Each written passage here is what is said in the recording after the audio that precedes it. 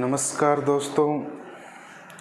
पिछली क्लास के अंदर हमने रेजोनेंस इफेक्ट चल रहा था अपना। रेजोनेंस इफेक्ट की जो जनरल नॉलेज थी यानी कि उसकी परिभाषा, कहाँ पर लगता है, कैसे कैसे रेजोनेंस इफेक्ट लगता है, डबल बॉन्ड के साथ क्या है, positive negative, free radical, double bond के साथ डबल बॉन्ड आए, ये सभी हमने देख लिया था। हम लास्ट के अंदर हमने एक और डिस्कस किया था कि अगर मान लो आपके पास दो स्पीशीज़ हो, एक होती है चार्ज्ड स्पीशीज और दूसरी होती है अनचार्ज्ड। ठीक है, मैंने ये कहा था कि अगर मान लो आप इन दोनों की स्टेबिलिटी की बात करते हो तो अनचार्ज्ड को आप ज़्यादा स्टेबल बताते हो, बट अगर मान लो एरोमेटिसिटी आ जाए तो किसको बताते हो? चार्ज्ड को बताते हो। ठीक है, अब मैं बात करता हूँ अनचार्ज्ड का। तो हो गया कि भाई आपके पास अनचार्ज्ड है। अनचार्ज्ड होने के बाद में अगर मान लो आपके पास दो से ज़्यादा स्पीशीज हो तो आप उसके ऊपर अदर इफेक्ट देख लेना, जैसे कि आप रेजोनेंस इफेक्ट है या फिर अगर मान लो आप इंडक्टिव इफेक्ट है, ये चेक कर लेना कि भाई किसकी स्टेबिलिटी होगी, किस प्रकार से उस स्टेबिलिटी के अंदर हम चेंजेस करते हैं। ठीक है, अब हम देखते हैं कि अगर मान लो आपके पास अगर कोई चार्ज स्पीशीज आ जाए, कौन सी आ जाए? Charged species. ठीक है, चार्ज स्पीशीज आ जाए तो उस कंडीशन के अंदर किसको ज़्यादा स्टेबल मानते हो? ठीक है, तो अगर मान लो आपके पास कोई भी चार्ज स्पीशीज है तो उसके अंदर आप क्या क्या देखोगे? Covalent bond, number of covalent bond. क्या देखोगे? उसके अंदर कोवैलेंट बॉन्ड की संख्या को देखोगे। ठीक है, अगर मान लो ये इंक्रीज हो रहा है, कौन? नंबर ऑफ कोवैलेंट बॉन्ड अगर मान लो इंक्रीज हो रहा है तो उस कंडीशन के अंदर जो आपके पास जो स्पीशीज है उसकी स्टेबिलिटी भी क्या हो जाएगी? इंक्रीज हो जाएगी। ध्यान रखना, अगर मान लो आपके पास नंबर ऑफ कोवैलेंट बॉन्ड अगर इंक्रीज हो रहा है तो उसकी स्टेबिलिटी भी क्या हो जाएगी? इंक्रीज हो जाएगी। ठीक है, अब मैं कुछ एक बात और करता हूँ कि जैसे कि अगर मान लो उसके ऊपर चार्ज आता है, जैसे आवेश है, चार्ज आता है, तो क्या उसकी कुछ ना कुछ कंडीशन होती है। देखो, उसकी मैं एक कंडीशन बताता हूँ कि जो सेम चार्ज है उनके बीच के अंदर डिस्टेंस ज़्यादा होनी चाहिए, यानी कि वो जितने ज़्यादा दूर होंगे उसकी स्टेबिलिटी उतनी ही ज़्यादा होगी। जैसे कि मैं एग्जांपल बताता हूँ ABC। ठीक है, अगर मान लो ये पॉजिटिव और ये पॉजिटिव अगर दोनों पास पास में है तो दोनों के बीच में क्या लगेगा? रिपल्सन लगेगा। या फिर मैं ये कहता हूँ पॉजिटिव या नेगेटिव हो, ये नेगेटिव हो तो इनके बीच में क्या लगेगा? रिपल्सन लगेगा। रिपल्सन लगने के कारण से इस स्पीशीज की क्या हो जाएगी? स्टेबिलिटी डाउन हो जाएगी। क्लियर है? ये हो गया। दूसरा, इसके अंदर मैं ये कहता हूँ कि अगर हम चार्ज की बात करते हैं तो अगर आपके पास दो प्रकार के एटम हैं, एक है मोर इलेक्ट्रोनेगेटिव एटम और एक आपके पास लेस इलेक्ट्रोनेगेटिव एटम।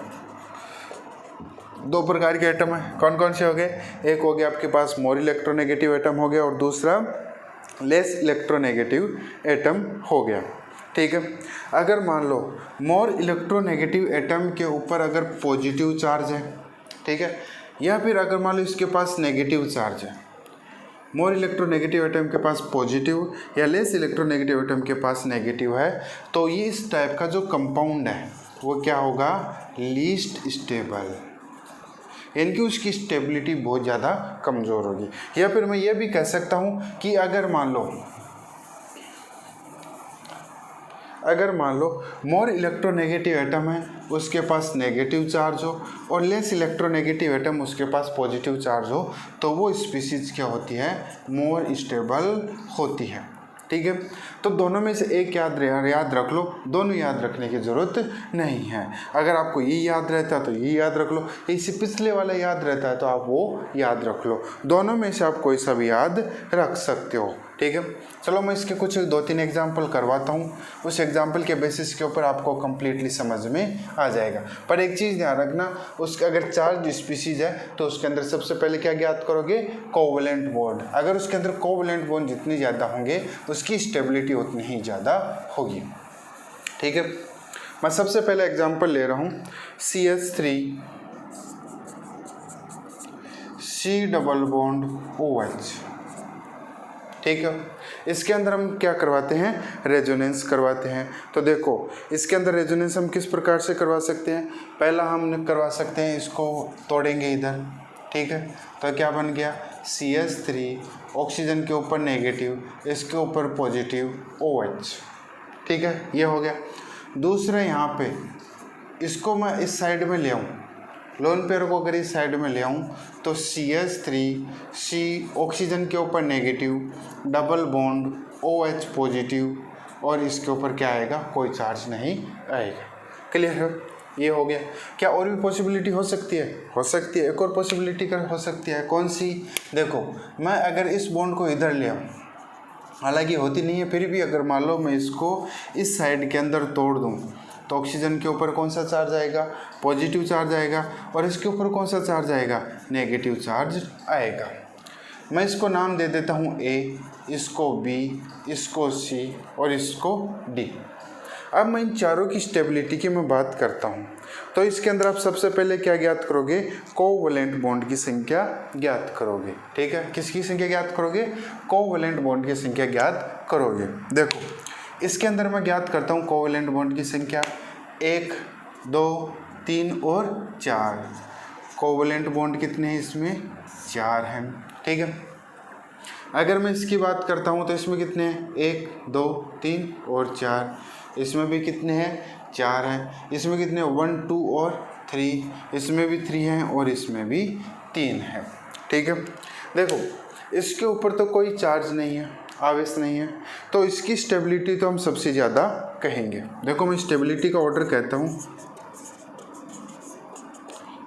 इसके ऊपर तो किसी प्रकार का कोई आवेश नहीं है, तो पहले की स्टेबिलिटी, या फिर मैं ये कह दूँ एक ही स्टेबिलिटी तो सबसे ज़्यादा रहेगी। रीज़न, उसके ऊपर किसी प्रकार का कोई भी आवेश नहीं है।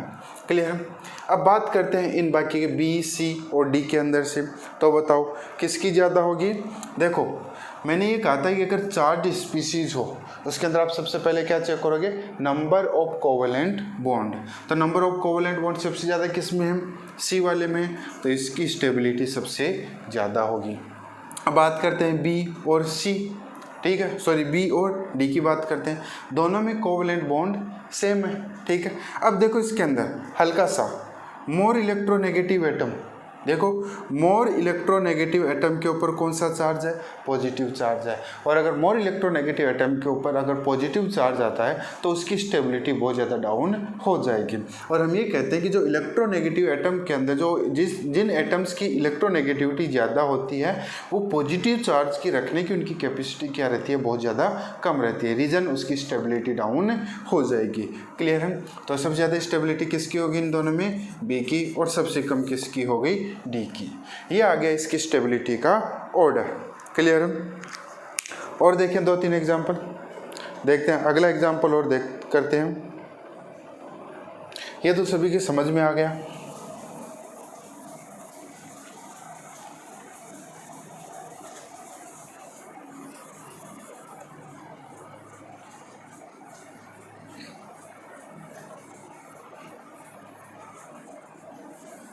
ठीक है, अगला एग्जांपल मैं लेके चलता हूं।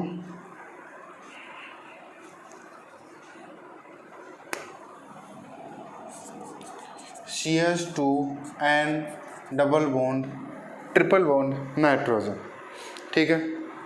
CH2 है, इसके ऊपर नेगेटिव, इसके ऊपर पॉजिटिव। क्लियर है। अब देखो इसमें रेजोनेटिंग स्ट्रक्चर कौन कौन सी बन सकती है, नाइट्रोजन है। या फिर मैं ये कह दूं कि जो आपके पास ये जो नेगेटिव चार्ज है ये इधर आ जाए, ये टूट करके आगे चला जाए, रेजोनेंस हो सकता है। CH2 double bond N double bond N, इसके ऊपर नेगेटिव, इसके ऊपर फिर से कौन सा चार्ज रह गया, पॉजिटिव चार्ज रह गया। ये हो गई पॉसिबिलिटी। और क्या हो सकती है इसमें पॉसिबिलिटी, और पॉसिबिलिटी ये हो सकती है कि इसके अंदर मैं जैसा वैसा का वैसा रख दूं, इस वाले बॉन्ड को नाइट्रोजन की तरफ तोड़ दूं, पॉजिटिव नेगेटिव जाते ही इसकी तो वैलेंसी क्या हो गई, कंप्लीट हो गई, पर नाइट्रोजन की क्या हो गई यहाँ पे, कम हो गई।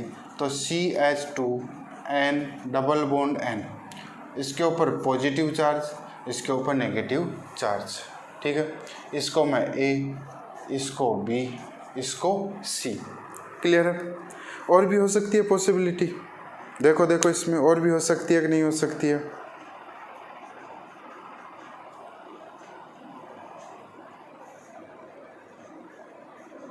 हो सकती है कि नहीं हो सकती है। एक और हो सकती है, कहाँ से, इसी स्ट्रक्चर से। इसी स्ट्रक्चर से जैसे कि अगर मान लो ये वाला बॉन्ड है, इसको मैं यहाँ पे तोड़ दूँ, ठीक है, मैं यहीं से करवा देता हूँ इसको। अगर मैं इसको इधर लेके जाऊँ, अगर मैं इसको इधर लेके जाऊँगा तो इसके ऊपर तो क्या चार्ज आ गया, पॉजिटिव चार्ज आ गया। देखो ये छोटा, एक बार पहले जो करवाया था उसको देखो, मैं इधर करवा दूंगा उसको अलग से, इसी स्ट्रक्चर से। इससे ही चलते हैं। अगर मैं इसको इधर तोड़ूंगा, बॉन्ड को इधर आएगा तो इसके ऊपर कौन सा चार्ज आ गया, पॉजिटिव, ये न्यूट्रल हो गया, और इसके ऊपर कौन सा चार्ज था, नेगेटिव था, वो का वो रह गया। जो पहले करवाया तो मैं इधर करवा देता हूँ। इसको मैं इधर तोड़ूंगा, CH2N डबल बॉन्ड N, ठीक है, इसके ऊपर पॉजिटिव चार्ज हो गया, ठीक है, और इसके ऊपर कौन सा हो गया, नेगेटिव चार्ज। ये हो गई इसकी पॉसिबिलिटीज़, ठीक है। हमने जितनी भी पॉसिबिलिटीज़ थी वो सारी की सारी इसके अंदर करवा ली है। क्लियर है। C, इसको मैं नाम दे देता हूँ D। सभी स्पीसीज़ है, चार्ज्ड हैं या अनचार्ज्ड हैं, सभी क्या हैं, चार्ज स्पीसीज हैं। क्लियर है। तो इनके अंदर सबसे पहले मैं क्या चेक करूँगा, इनकी कोवलेंट संख्या। इसके अंदर कोवलेंट नंबर 1, 2, 3 और 4। इसमें कोवलेंट नंबर कितने हैं, 4 हैं। इसमें भी कितने हैं, 4 हैं। इसमें 3, इसमें भी 3। आपको पता है कि अगर मान लो इसकी स्टेबिलिटी की अगर मैं बात करता हूँ, स्टेबिलिटी या तो फिर A की ज़्यादा होगी या फिर B की ज़्यादा होगी, तो हम किधर जाएंगे, हम उसके आवेश के ऊपर, चार्ज के ऊपर जाएंगे। CH2 less electronegative, more electronegative atom, दोनों क्या है, इलेक्ट्रोनेगेटिविटी एटम है। बट देखो लेस इलेक्ट्रोनेगेटिव एटम के ऊपर नेगेटिव चार्ज है तो उसकी स्टेबिलिटी क्या हो जाएगी, डाउन हो जाएगी। अब किसी के मन में आ रहा होगा भाई यहाँ पर भी तो मोर इलेक्ट्रोनेगेटिव है, उसके ऊपर भी तो कौन सा चार्ज आ रहा है, पॉजिटिव चार्ज आ रहा है, तो यहाँ पर स्टेबिलिटी डाउन हो जाए। पर देखो अगले वाले के पास नेगेटिव है, इस कारण से इसकी स्टेबिलिटी कुछ हद तक बढ़ जाएगी। दूसरी चीज़, दोनों इलेक्ट्रोनेगेटिविटी सेम है, दोनों के पास जो पॉजिटिव और नेगेटिव आयन है वो दोनों के पास क्या है, पास में है, तो उसकी स्टेबिलिटी ज़्यादा हो जाएगी। तो इस कारण से B की तो क्या होगी, सबसे ज़्यादा होगी। क्लियर। अगला बचा कौन, A, तो A की हो गई। अब इन दोनों के अंदर मैं बात करता हूँ तो देखो CH2N नाइट्रोजन के ऊपर कौन सा चार्ज है, नेगेटिव चार्ज है, और उसकी स्टेबिलिटी भी क्या होती है, इलेक्ट्रोनेगेटिविटी भी क्या होती है, ज़्यादा होती है। तो इसकी तुलना में, D की तुलना में स्टेबिलिटी किसकी ज़्यादा होगी, C की होगी, और बच गया कौन लास्ट के अंदर, D। क्लियर है। ये हो गई अपनी चार्ज और अनचार्ज की जितनी भी बातें थी वो इतनी कंप्लीट हो गई हैं। आप अगर मान लो कोई भी प्रीवियस ईयर के जो भी क्वेश्चंस वगैरह हैं उनके द्वारा आप इसके अंदर कर सकते हो, क्वेश्चन सॉल्व वगैरह कर सकते हो। रेजोनेंस का जो भी अपने जो बेसिक था वो अपने आप कंप्लीट कर लिया हम। अब हम बात करते हैं रेजोनेंस होता है उसके कितने प्रकार होते हैं, टाइप्स ऑफ रेजोनेंस। अब हम बात करते हैं टाइप्स ऑफ रेजोनेंस, रेजोनेंस के प्रकार के बारे में। रेजोनेंस दो प्रकार के होंगे, आपको पता है कौन कौन सा, एक प्लस आर है, इकमाइन के बाद तो या तो आंधा आदमी नहीं बेरो है कि एक तो प्लस आर है और दूसरा माइनस आर। क्लियर है, ये सभी को पता है। आर जो रेजोनेंस इफेक्ट है इसके कितने प्रकार होते हैं, दो प्रकार होते हैं, पहला प्लस आर, दूसरा माइनस आर। ठीक है। प्लस आर के अंदर क्या होता है, इलेक्ट्रॉन रिलीजिंग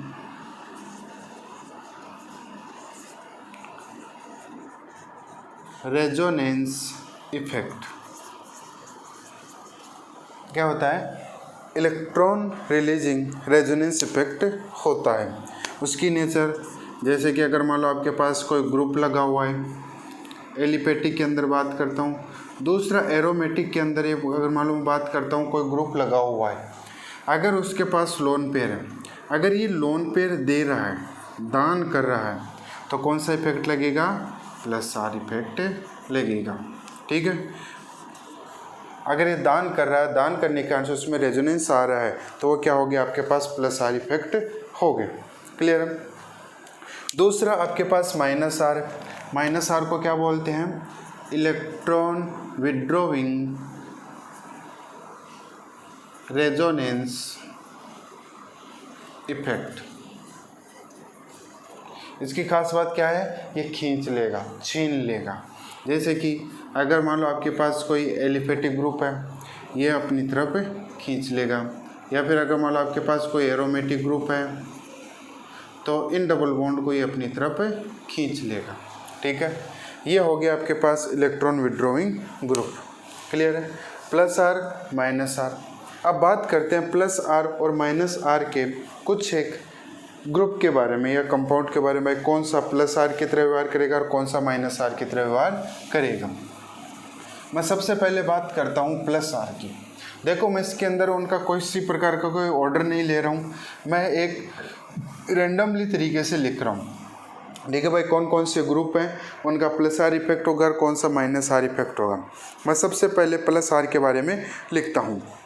प्लस आर के अंदर OH, प्लस आर के अंदर कौन सा है? OH है। उसके बाद में NH2। ठीक है, देखो OH NH2। उसके बाद में कौन से ग्रुप आते हैं? हैलाइड ग्रुप आते हैं। ठीक है, कौन से ग्रुप आते हैं उसके बाद में? Halide group. हैलाइड ग्रुप में कौन कौन से आएंगे? Fluorine, chlorine, bromine, fluorine, chlorine, bromine और आयोडीन। ठीक है, उसके बाद में आता है OCH3, OR, जिसको हम क्या बोलते हैं? एस्टर ग्रुप बोलते हैं। ठीक है, उसके बाद में NHME2। ठीक है, NHME2। क्लियर? उसके बाद में NME2, सॉरी NHME। नाइट्रोजन के पास एक हाइड्रोजन और मेथिल है, यहाँ पे 2 मेथिल ग्रुप हो गए। क्लियर?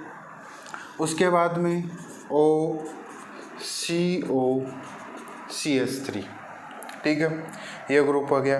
अगर देखो ऑक्सीजन, देखो इसको याद रखने का, अगर यहाँ पे ऑक्सीजन है, उसके बाद में कौन आ रहा है? नाइट्रोजन आ रहा है, तो यहाँ पर भी ऑक्सीजन के बाद में कौन आएगा? Nitrogen, NHC double bond CH3। Clear है? ये हो गया। उसके बाद में ऑक्साइड ग्रुप, ऑक्सीजन के ऊपर नेगेटिव चार्ज है, SH और SR। ये ग्रुप की बात हो गई। क्लियर है? अब देखो, यहाँ पे आपको ना तो ये पता है कि भाई कौन से का इफेक्ट ज़्यादा होगा और कौन से का इफेक्ट कम होगा। ठीक है, इसके लिए मैं आपको एक थोड़ा सा रेंडमली इसका लिखा देता हूँ। भाई प्लस आर इफेक्ट है, किसका ज़्यादा होगा किसका कम होगा।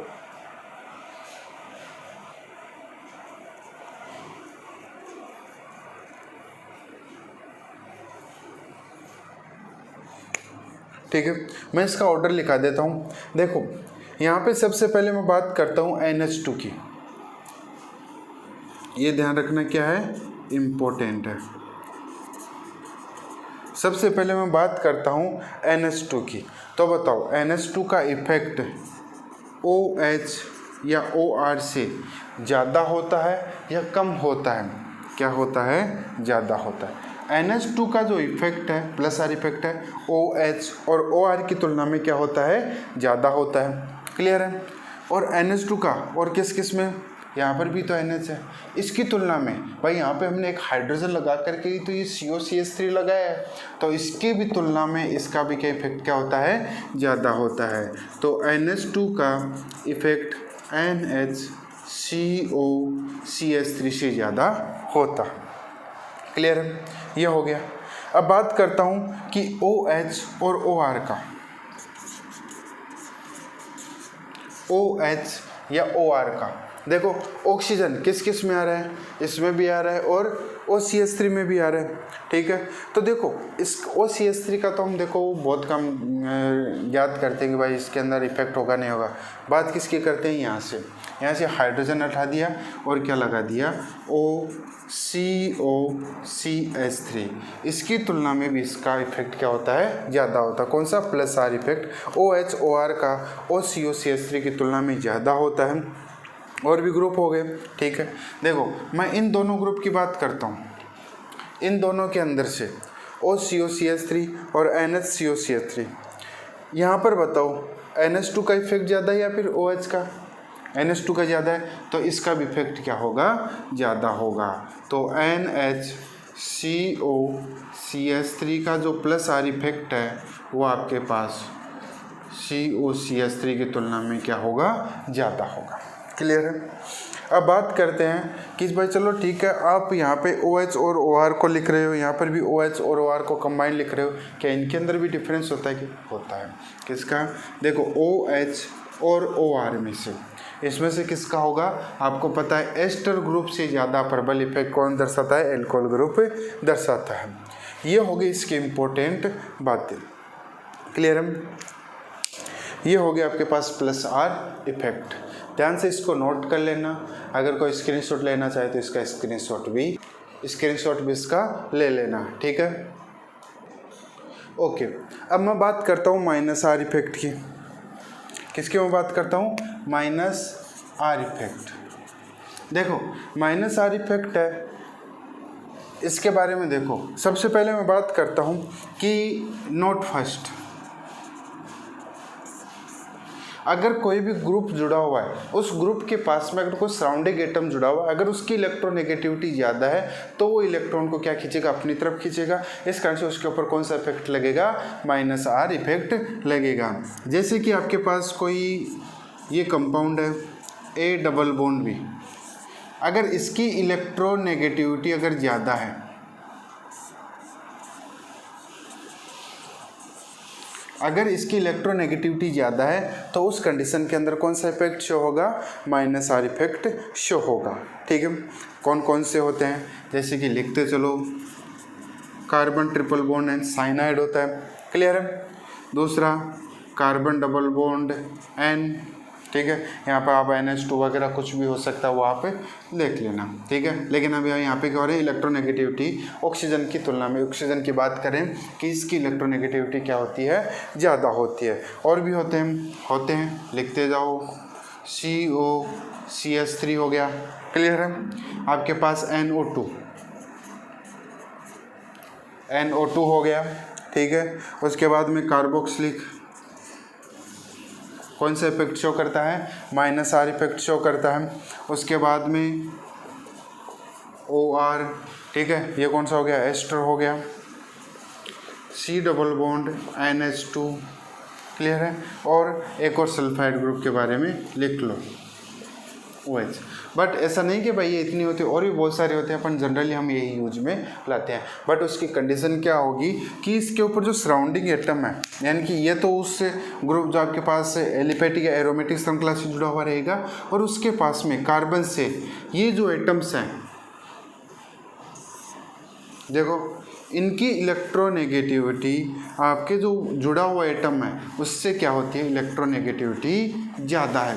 इलेक्ट्रोनेगेटिविटी ज़्यादा है तो ये अपने इलेक्ट्रॉन्स को अपनी तरफ खींचेगा, बॉन्ड को अपनी तरफ खींचेगा। इस कारण से उसके ऊपर कौन सा चार्ज आ जाएगा, माइनस आर इफेक्ट आ जाएगा।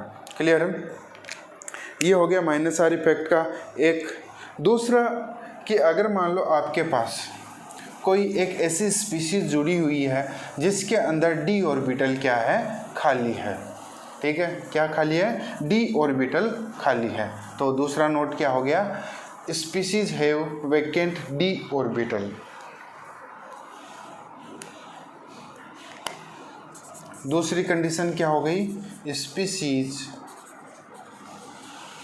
Have vacant d orbital. आपके पास कोई स्पीशीज़ है वो क्या होगी, वैकेंट d ऑर्बिटल होगी। देखो आप अगर मान लो ऑर्बिटल की बात करते हो 1 और 2, उनके अंदर तो कोई डी ऑर्बिटल होगा नहीं। किस में होगा? 3 के अंदर। जब आप कोस की संख्या बात करते हो n बराबर 1 2, उसमें तो डी ऑर्बिटल होगा नहीं, तो किस में होगा? आपके पास 3 में, 4 में, 5 में। n की संख्या 3 4 5 होती है, उसके अंदर डी ऑर्बिटल्स उपस्थित होता है। तो vacant species have vacant D orbital. जैसे कि मैं एक एग्जांपल लेके चलता हूँ, PMe3, ठीक है। क्या इसके पास वैकेंट डी ऑर्बिटल है? फॉस्फोरस के पास होता है।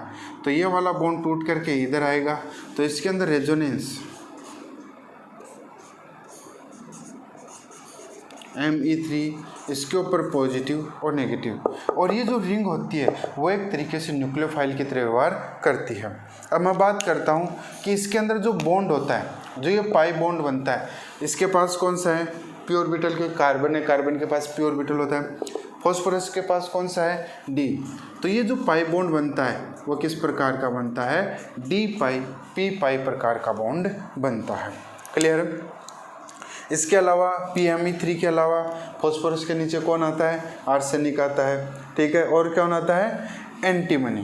तो इसके एग्जाम्पल हो गए PMe3, और हो गया AsMe3 और SbMe3। इनके पास क्या होता है? वैकेंट डी ऑर्बिटल होता है, और जो पाई बॉन्ड का फॉर्मेशन होता है वो किस प्रकार का होता है? डी पाई पी पाई बॉन्ड का फॉर्मेशन होता है, ठीक है। हो गया। अब अगला बात करता हूँ कि क्या डी ऑर्बिटल ही खाली होता है? नहीं, कुछ एक ऑर्बिटल, कुछ एक कंपाउंड ऐसे भी होते हैं जिनके पास पी ऑर्बिटल ही क्या रहता है? खाली रहता है। आप एग्जाम्पल पढ़ते हो BH3, किस में पाया जाता है? वो डायमर अवस्था में पाया जाता है। क्यों? क्योंकि उसके पास पी ऑर्बिटल खाली रहता है और वो एक डायमर का फॉर्मेशन कर लेता है। तो कौन सा हो गया आपके पास? बोरॉन से रिलेटेड जो भी कंपाउंड हो गए वो। क्लियर है? जैसे कि Br3, BMe3 जो भी हो गए वो सभी इसके अंदर पी ऑर्बिटल खाली रहता है। तो तीसरा क्या हो गया? Species having p orbital, species having vacant p orbital।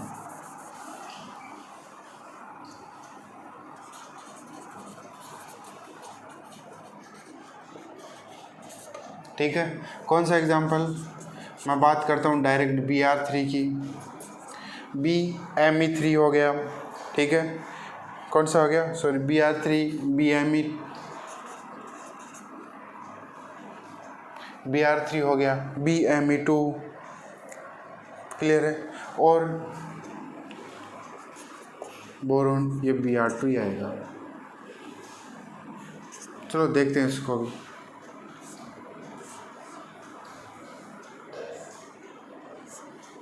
ये हो गया। क्लियर? इनके पास क्या रहते हैं? रिक्त पी ऑर्बिटल खाली रहते हैं। क्लियर है? ये हो गया आपके पास जो भी -r इफेक्ट शो करते हैं। क्लियर है? अब मैं कुछ एक इम्पोर्टेंट पॉइंट की बात करता हूँ, 2 पॉइंट की तरह, कि कई ग्रुप ऐसे भी होते हैं जो +r और -r दोनों की तरह व्यवहार करते हैं। क्लियर है? तो नोट डाल के लिख लेना। कुछ ग्रुप्स +r और -r दोनों की तरह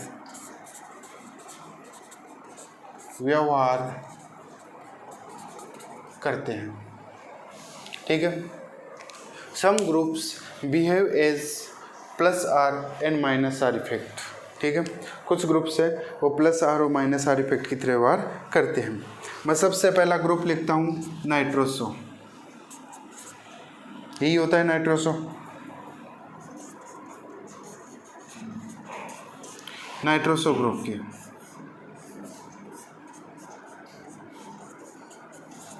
ठीक है। देखो इसकी इलेक्ट्रोनेगेटिविटी ज़्यादा है, तो ये बॉन्ड इधर टूटेगा तो -r की तरह व्यवहार करेगा। अगर ये अपना लोन पेयर इसको दे दे तो ये किसकी तरह व्यवहार करेगा? +r की तरह व्यवहार करेगा। ये डिपेंड करता है इसकी ऑर्थो मेटा पैरा के ऊपर, जो ग्रुप जुड़ा हुआ होता है उसके ऊपर। अगर वीक जुड़ा हुआ माइनस आर, अगर स्ट्रॉन्ग जुड़ा हुआ इससे तो वो किसकी तरह व्यवहार करेगा, प्लस आर की तरह व्यवहार करेगा। नाइट्रोसो हो गया। इसके अलावा होता कौन सा, सल्फोनस।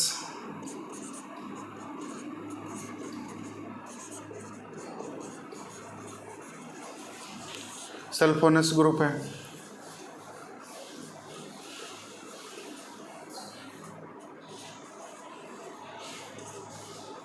अगर ये इधर गया तो माइनस आर की तरह व्यवहार, अगर ये अपना लोन पेयर इधर दे करके चला गया तो किसकी तरह व्यवहार करेगा, प्लस आर की तरह व्यवहार करेगा।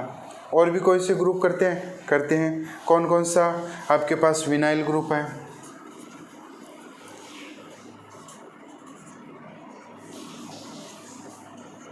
विनाइल ग्रुप है, यह भी किसकी तरह व्यवहार करता है, प्लस आर और माइनस आर की तरह व्यवहार करता है। और फेनिल ग्रुप,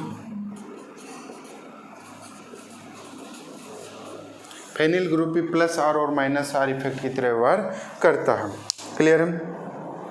अब इसके अंदर से कुछ ग्रुप ऐसे भी होते हैं, ठीक है, कुछ ग्रुप ऐसे भी होते हैं जो ना तो प्लस आर की तरह व्यवहार करते हैं और ना ही माइनस आर की तरह व्यवहार करते हैं। सिर्फ और सिर्फ किसकी तरह व्यवहार करते हैं, वो प्लस आई या माइनस आई की तरह व्यवहार करते हैं। ठीक है, ना हम प्लस आर की तरह व्यवहार करते हैं और ना ही करने देंगे। क्लियर है। तो कौन से हो गए, कुछ ग्रुप होते हैं जो ना तो माइनस आर की तरह व्यवहार करते हैं और ना ही प्लस आर की तरह व्यवहार करते हैं। नोट सेकंड, कुछ ग्रुप्स ना तो प्लस आर की तरह और ना ही माइनस आर की तरह व्यवहार करते हैं, केवल माइनस आई इफेक्ट की तरह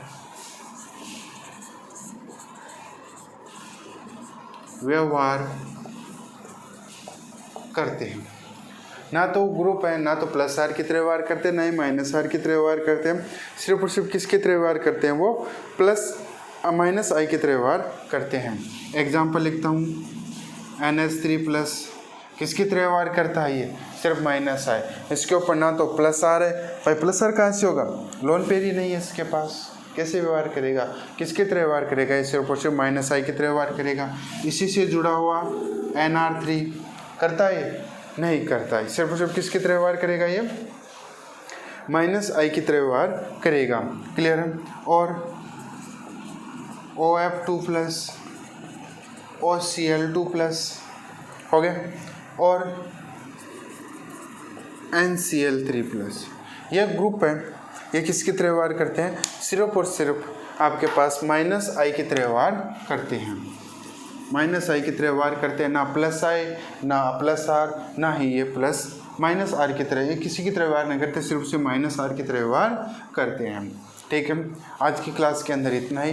रेजोनेंस इफेक्ट ये पूरा है, मैं आपको पूरा लेकर के चल रहा हूँ, ये ऐसा नहीं है कि आप नीट के बेसिस के ऊपर लेकर के ही चलो, ये जो मैंने रेजोनेंस इफेक्ट है वो नीट के बेसिस के ऊपर भी है। अगर कोई स्टूडेंट अगर फर्स्ट ग्रेड की तैयारी कर रहा है तो उस फर्स्ट ग्रेड के लिए भी ये बहुत अच्छा है, ये 12th के लेवल के लिए भी ठीक है। और इसके अंदर आप कुछ बेसिक चीज़ें आप क्लियर करने के काम आएंगे। अगर आप 12th के अंदर अगर इसको पढ़ रहे हो तो आगे जाकर के इसके अंदर आपको बहुत ज़्यादा प्रॉफिट मिलेगा। दूसरा, जो सबसे हाईएस्ट एग्जाम आती है केमिस्ट्री के अंदर, नेट, हालांकि इसके ऊपर भी गेट टिफर वगैरह वो भी आती है, लेकिन नेट हम मैक्सिमम मानते हैं कि जो नेट का जो लेवल है वो सभी के अंदर क्लियर है, तो ये नेट के लेवल के ऊपर भी बेस्ट है। ठीक है, तो अगर आप इस चैनल के ऊपर नहीं हो तो इस चैनल को ज़रूर सब्सक्राइब करना। और हाँ, एक चीज़ और, इस वीडियो को आप लास्ट तक देखा करो। अगर आप लास्ट तक देखोगे तो हो सकता है कि आपको इसके अंदर कोई भी बेसिक चीज़ें हैं जो आपके पहले छूटी हुई वो आपको इसके अंदर क्लियर हो जाए। क्लियर है। और इसके अंदर जो भी अनाउंसमेंट आएगी वो मैं लास्ट के अंदर अनाउंस करूँगा। ठीक है।